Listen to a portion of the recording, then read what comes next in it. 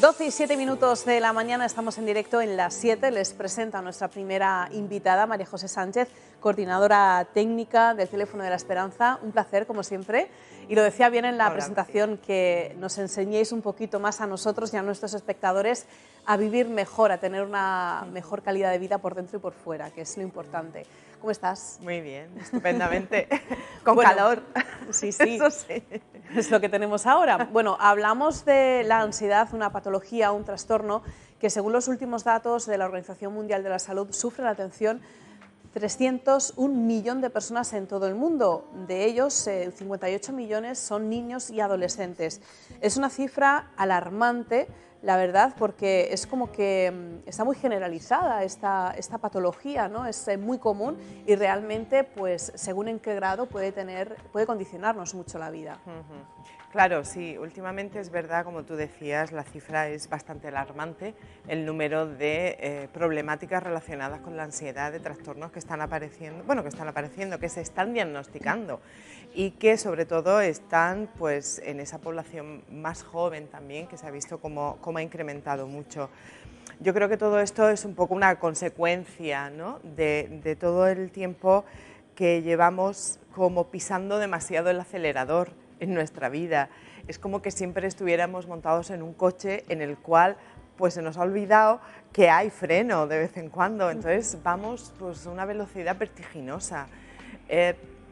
No estamos en el momento presente, generalmente estamos como muy pendientes de lo que pasará, de lo que ha pasado, de lo que me ha pasado y ya no puedo cambiar. Madre mía, es que no tendría que haber hecho esto, es que no tendría que haber dicho aquello, es que si hubiera... O muy pendientes de lo que viene por delante. A lo mejor no seré capaz de... ¿Y si cuando yo diga esto me van a mirar de esta forma? ¿Y si no les va a gustar lo que yo diga? Entonces, nos hemos acostumbrado a estar ahí como muy polarizados o atrás en el pasado, en lo que ya no puedo cambiar, o en un futuro que, bueno, que como no está todavía y me toca a mí ir construyéndolo, de nada sirve que esté adelantando continuamente lo que va a pasar, porque no todo depende de mí, ¿vale? Y esos pensamientos, es que da la sensación, María, como que si no estoy preocupado, las cosas no me importan. Es como una... A ver, no hay nada Pensamos escrito. Demasiado, quizá, con esto que has dicho de si no estamos preocupados, pensamos demasiado en el futuro y no en el presente inmediato, de ahí lo del poder de la hora. Efectivamente, pues sí, ese es un título de un, ¿sí?, de un libro de autoayuda. Que yo sí que me he leído. Sí, está muy bien, yo también. A ver, sí, es verdad, los problemas relacionados con la ansiedad siempre decimos que son por un exceso de futuro. Siempre son un exceso de que voy más allá del momento que estoy viviendo, del momento presente en el que estoy. Igual que la depresión, dicen que es un exceso de pasado, ¿no?, que la persona se queda demasiado anclada en el pasado, culpabilizándose por cosas que han ocurrido. Por lo tanto, es verdad que es como un exceso de pensar en cosas que aún no han ocurrido, que no han llegado. Esto que te decía, que me puede suceder en un examen, pues antes de hacer el examen, pues... A ver, es que estoy muy nerviosa y si me va a salir mal, y si me sale mal no voy a poder sacar la nota que necesito para esto. O sea, nosotros mismos nos añadimos mucha más presión y mucha más tensión a la que ya de por sí tiene la situación, porque una situación de examen siempre nos genera un cierto nivel de activación, ¿no?, sí, de inquietud.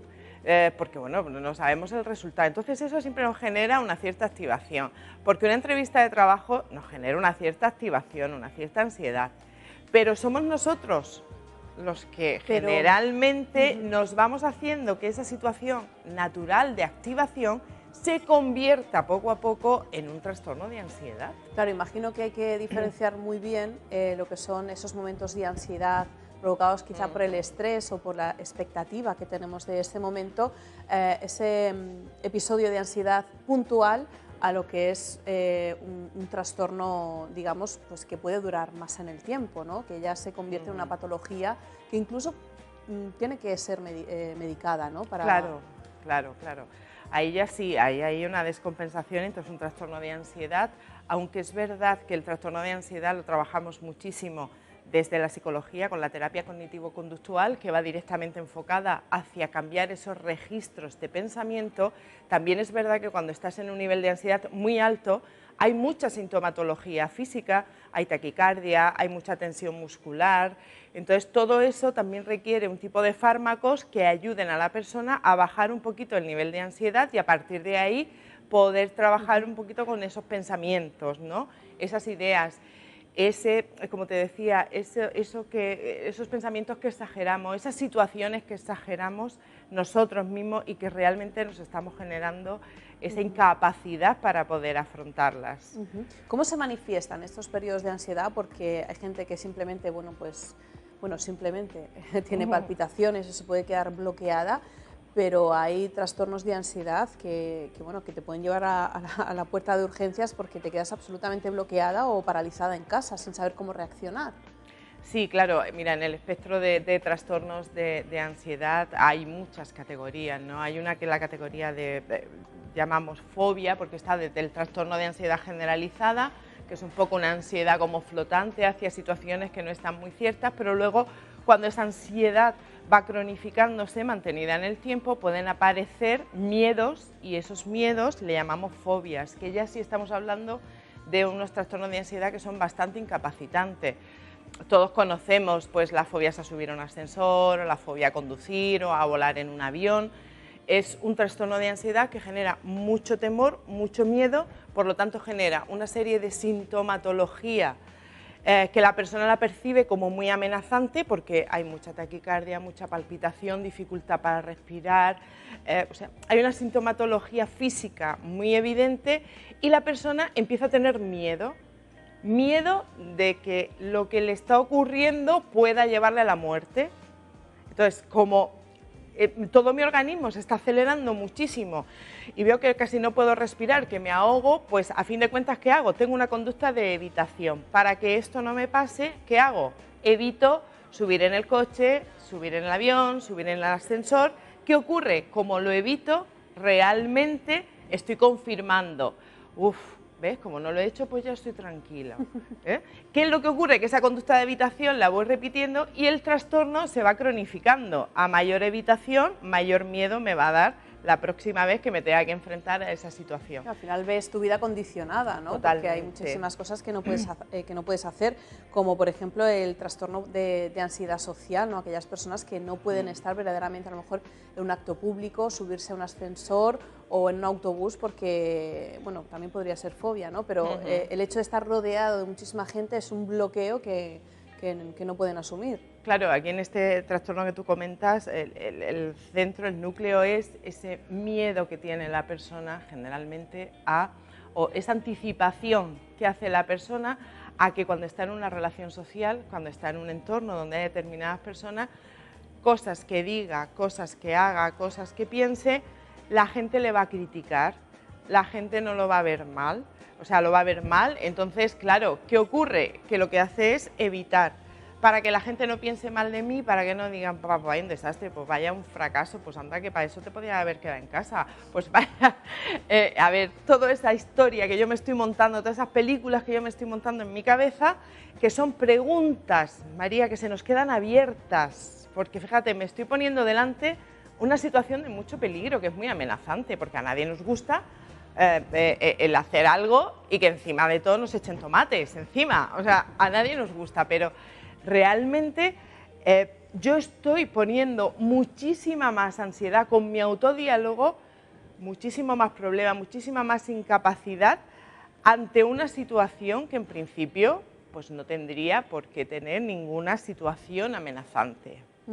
Vamos a hablar ahora de cómo combatir estos periodos de ansiedad, cómo hacerles frente. Uno de ellos sería pues los talleres, por ejemplo, de autogestión del estrés que tenéis en el Teléfono de la Esperanza, ¿no?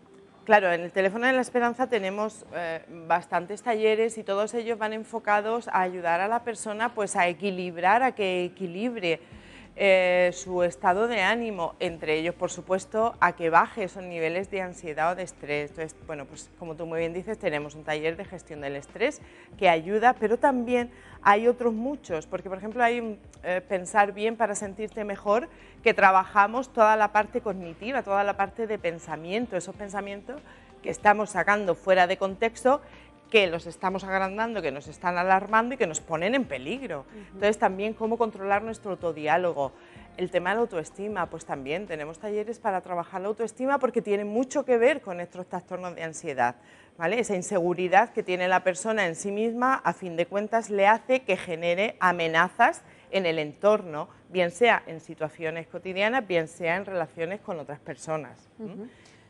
Hablamos de, lo hemos avanzado al inicio del programa, de los libros de autoayuda, que bueno, aquí hay cierta polémica porque hay muchas personas que lo utilizan, bueno, como una lectura que te puede aportar algo positivo y ayudar en tu día a día, pero lo cierto es que hay mucha gente que lo sustituye por una terapia. Tanto es así que se han multiplicado por 500 las ventas de estos libros y yo creo que la clave está en quién lo escriba, ¿no? Porque no es lo mismo que sea un trabajo, la firma de un psicólogo, un psiquiatra, que coach, que ahora salen debajo de las piedras. Bueno, a ver, vaya por delante que leer siempre está bien, ¿vale? Ya. Leer siempre está bien. Me preguntas directamente, los libros de autoayuda, María, pues es verdad, a ver, sí es bueno que todos esos libros pues estén escritos por personas que sean especialistas en salud mental, que sean psicólogos, que también lo que escriban, determinados métodos, determinados libros, vayan avalados por un estudio previo, que recordemos que la psicología es una ciencia, por lo tanto es muy importante que los libros de autoayuda que leamos pues que estén avalados, ¿vale? También decir que muchas veces yo creo que consumimos demasiado libros de autoayuda porque vamos buscando la receta mágica, vamos buscando la solución. Mira, mi hijo es que lleva una temporada que venga, dime lo que tengo que hacer, porque a consulta, al teléfono de la Esperanza nos llegan diciendo eso. Bueno, sí, pero tú me estás planteando que esto requiere un trabajo, que esto requiere, pero a ver... Tenemos la receta mágica, ¿qué como hago? dices, ¿no? Claro, dime la receta, dime qué hago en el momento. No, ni nosotros podemos dar la receta, ni un libro de autoayuda tampoco. Si cogemos el libro de autoayuda como una guía, como una orientación, como un apoyo a un trabajo que ya hemos realizado, fantástico, que estamos realizando. Pero solo el libro de autoayuda como vamos a buscar determinadas fórmulas, pues no, porque realmente no nos sirve. Mira, María José, vamos con nuestro compañero José Francisco Bayona, que se ha desplazado hasta una de las librerías más emblemáticas que tenemos en Murcia, donde hay muchísimos títulos. Nos ha sorprendido Bayona la cantidad de ejemplares de libros de autoayuda que tienen ahí en Diego Marín. Asombroso, María, la cantidad de títulos que hay de libros de autoayuda es tremendo. Nos ha sacado Diego Marín, que es nuestro Jorge de Burgos particular. Ya sabéis que Jorge de Burgos era el bibliotecario ciego del Nombre de la Rosa y que tenía la biblioteca en la cabeza. Afortunadamente Diego no está ciego, sino que ve perfectamente, pero es verdad también que conoce absolutamente toda la literatura que nos podemos encontrar dentro de González Palencia, dentro de Diego Marín, no solamente evidentemente de libros de autoayuda, sino de un montón de temáticas muy diferentes. Es uno de los grandes tesoros que tenemos que preservar aquí en la región de Murcia y nos ha propuesto algunos títulos, algunos de los libros de mayor éxito de autoayuda de la historia. Diego, ¿qué tal? Muy buenos días, muchísimas gracias por atendernos, muy amable. Nada, puesta a disposición. Hay una cosa que estaban comentando ahora mismo precisamente María Pina en el plató de Quédate conmigo, en las 7, con la responsable del teléfono de la Esperanza, y decían que, bueno, que era muy importante saber quién había escrito el libro de autoayuda para tener claro qué es lo que nos podía aportar, pero en cualquier caso tú me dices que cualquier libro de autoayuda, sea mejor, sea peor, esté mejor escrito, peor escrito, siempre va a poder ayudar a alguien. Siempre ayuda a alguien, sí, porque ahí los libros de autoayuda están escritos por médicos, psiquiatras, psicólogos, sociólogos o también por experiencias personales. Algunos de los más vendidos son hechos por experiencias personales, como por ejemplo, cómo dejar de fumar. Aquí lo tenemos. Este no está escrito ni por un sociólogo, ni por un médico, ni por un... Es una experiencia personal. Exacto. Luego, el libro Cómo hacer que te pasen cosas buenas, Esto está hecho por la psiquiatra Marian Rojas Estapé, que tiene solicitudes de consulta ya de 2 años y ha tenido que suspenderla porque no puede dar abasto. Este libro ayuda muchísimo y desde luego la doctora también, pero porque es que ayuda a muchísimas personas. El libro de autoayuda ayuda muchas veces a recuperar el equilibrio mental porque hay muchas dificultades, porque hay muchísima información y entonces la sensatez se recupera con algún libro que ya tenga esas experiencias para recuperar. Y los libros de autoayuda son importantes. Por ejemplo, hay uno de los libros que nos ha recomendado, La muerte, un amanecer, que es un libro fantástico para poder superar la muerte de un ser querido. Exactamente. Esa Elizabeth Kubler-Ross, la autora, es la creadora de esta rama de la psicología y ha ayudado a muchísima gente porque ante un acto tan doloroso como la muerte de un ser querido, ese libro ayuda muchísimo. No lo va a solucionar el problema, pero sí que ayuda a convivir con ella y a ir normalizándolo. Hay autores de cabecera como Jorge Bucay, que relativamente hace poco, es decir, hace una década, un par de décadas, se puso muy de moda, y libros de referencia, títulos como por ejemplo... ¿correcto? Toda su obra de sus libros de autoayuda son importantes y tienen una gran demanda y que ayudan a las personas, claro, que es lo que en definitiva se pretende. Que todo es buenísimo, no, hay buenísimo, hay bueno y hay menos bueno, pero que siempre ayudan a alguien a sobreponerse de los problemas y de las dificultades. Eso en el libro de autoayuda no tiene que tener ninguna duda. Diego, durante la pandemia, durante sobre todo la zona más agresiva de la pandemia, cuando estábamos confinados, se disparó en un 500% el consumo de libros de autoayuda. ¿Sigue más o menos el mismo ritmo? No, el ritmo ha bajado, pero el ritmo del libro, de la demanda del libro de autoayuda se mantiene.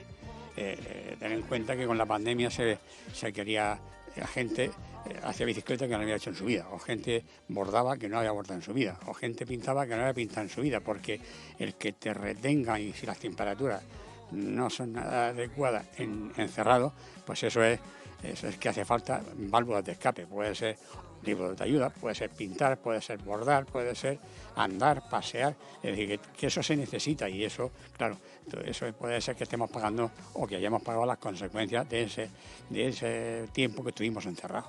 De la misma forma que se disparó la cantidad de lectores de libros de autoayuda, ¿se dispararon también los títulos? No, se disparó todo tipo de lectura, no solamente autoayuda.